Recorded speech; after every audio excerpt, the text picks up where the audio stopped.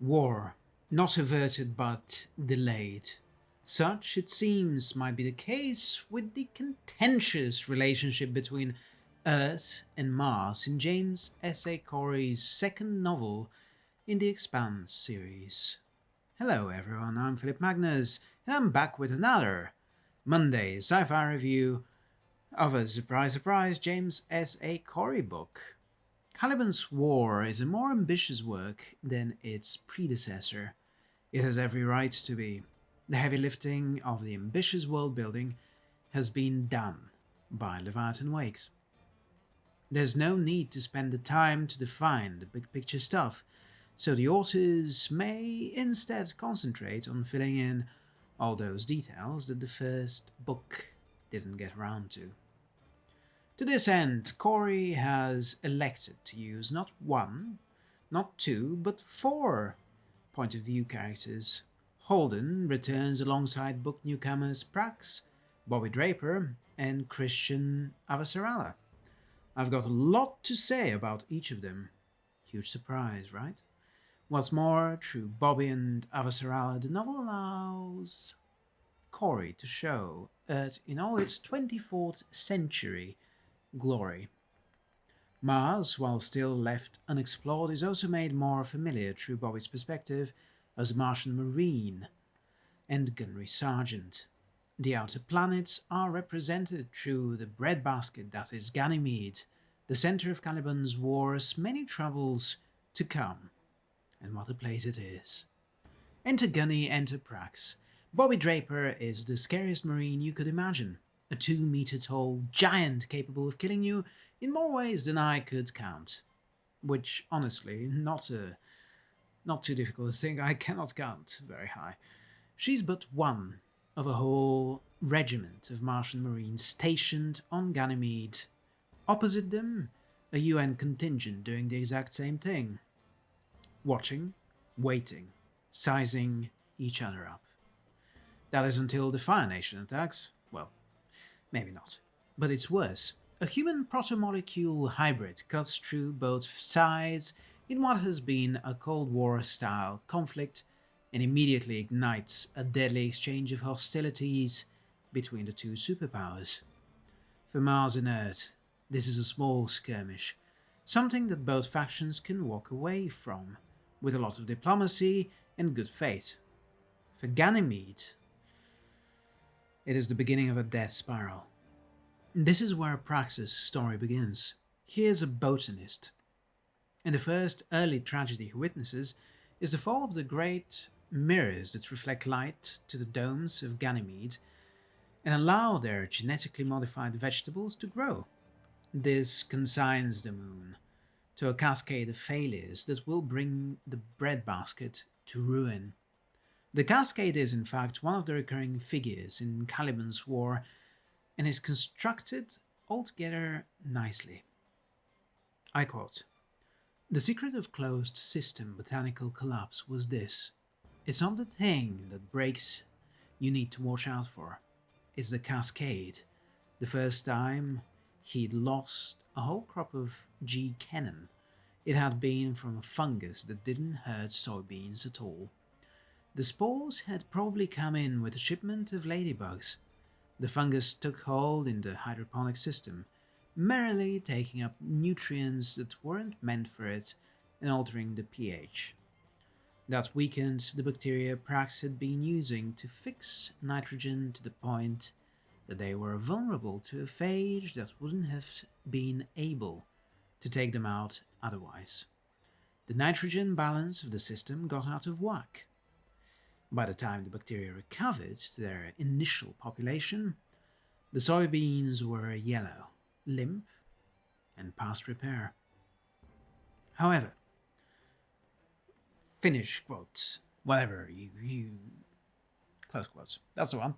However, the fate of the moon is as nothing before the personal horror of what Pax discovers. His daughter, alongside 15 other immunocompromised kids, have been kidnapped during the attack.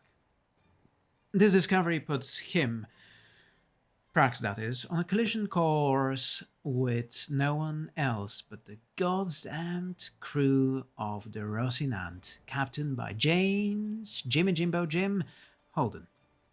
He's not the only one pulled into the orbit of events far greater than the simple, heartfelt purpose that drives him to save his baby girl, May. Much of the conflict in The Expanse's second chapter is either delivered through political intrigue or born of it. Earth is the battlefield on which the great solid game of politics plays out.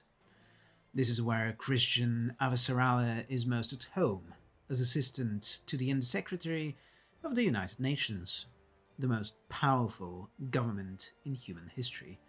Christian is likewise the most powerful unelected official in government, and for good reason. Her early chapters show how capable a political operative Avasarala is, and she is the kind of character I love to read about. Of course, Shore Agdashlu's landmark performance as the character in the TV series has conditioned me to love the crap out of this get-em-outed granny. But Corey's portrayal of Avasarala would have been more than enough, even if I only had the page to go by. This is a character with chutzpah and a deep understanding of the way things work. In a room full of admirals and generals, this is the person who dictates policy and who knows it better than any of them too. But even Avasarala can be caught unawares, and half the joy of following her perspective is seeing pathos and fury come to blows within the old lady. Fury usually wins out by the end of the day. For all the fantastic action in Holden and Bobby's chapters and heart-wrenching tragedy of Prax's loss of his daughter, it is still this powerful granny with her obscenity-laden tongue and heart of true gold. It is Avasarala who stood above all others in my regard. Not by a lot, however. Bobby, sole survivor of both the UN and Martian ground forces, is another easy favourite.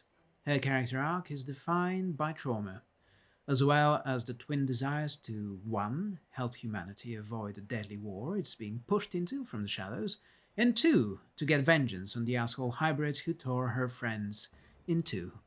You know, the usual human dichotomy. Both are understandable, and I'm not quite sure which one leads Bobby to become an employee of Avasarala more than the other, but the two make a daunting team. After an initial period of sizing each other up, that is. Then there is Holden, Amos, Alex, and Naomi. Their first chapter is a case study as to why the found family thrives in science fiction, especially where corvettes and other small spaceships are concerned.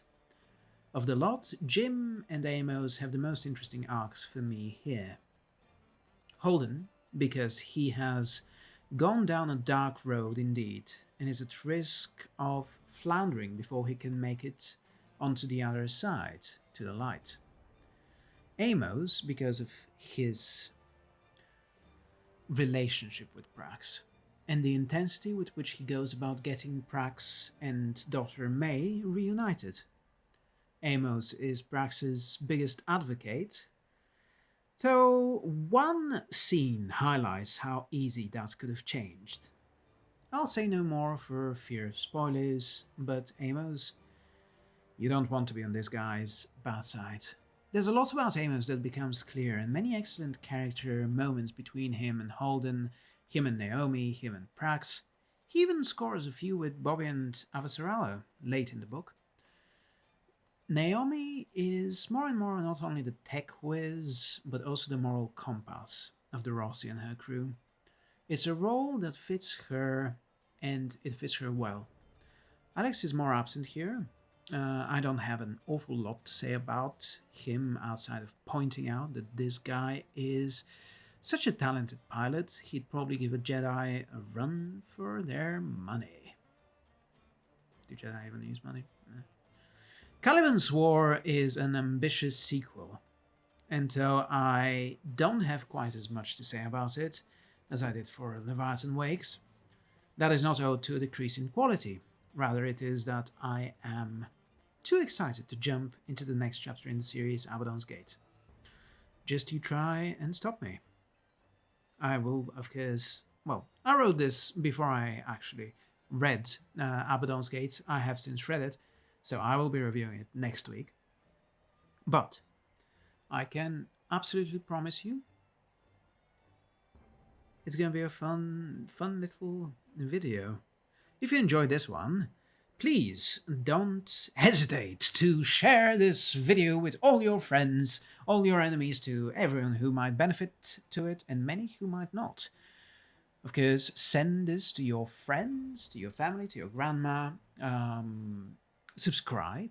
Subscribing is very important, the algorithm tells us.